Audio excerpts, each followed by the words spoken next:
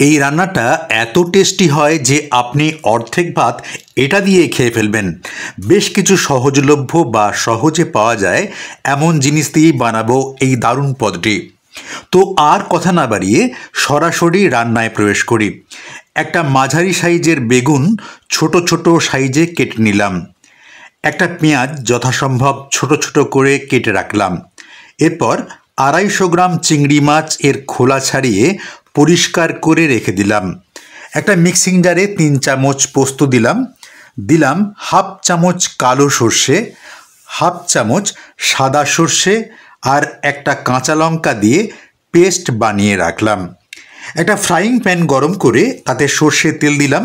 Frying pan যাতে তেলটা ভালোভাবে সমানভাবে চারিয়ে যায় তার জন্য ফ্রাইং প্যানটা একটু নাড়িয়ে দিলাম এবং বেছে ধুয়ে রাখা ও নুন হলুদ মাখানো চিংড়ি মাছগুলো ফ্রাইং প্যানে দিলাম।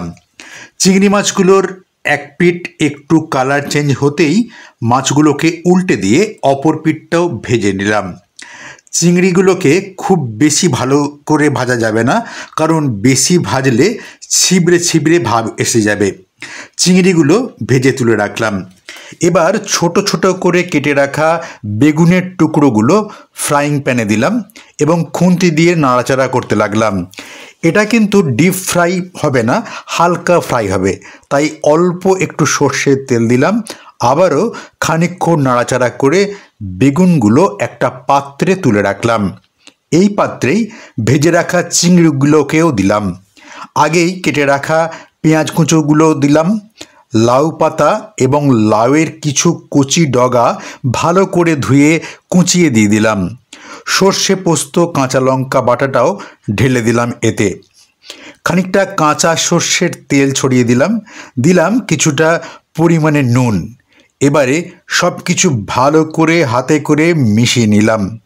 ভালো করে মিশিয়ে নেবার পর ওই ফ্রাইং প্যানটা আবারও গরম করে তাতে সমস্ত মিশ্রণটা দিলাম। মিক্সিং জারে লঙ্কা সর্ষে পোস্ত বেটে ছিলাম, সেটাই ভালো করে ধুয়ে সেই জলটা ফ্রাইং প্যানে দিলাম। সাথে 2টো কাঁচা লঙ্কা দিলাম। বাবা ঝাল খেতে পারে না, তাই এগুলো না চিরেই দিলাম। এতে আরেকবার একটু নুন ছড়িয়ে দিলাম আর ঢাকা দিলাম।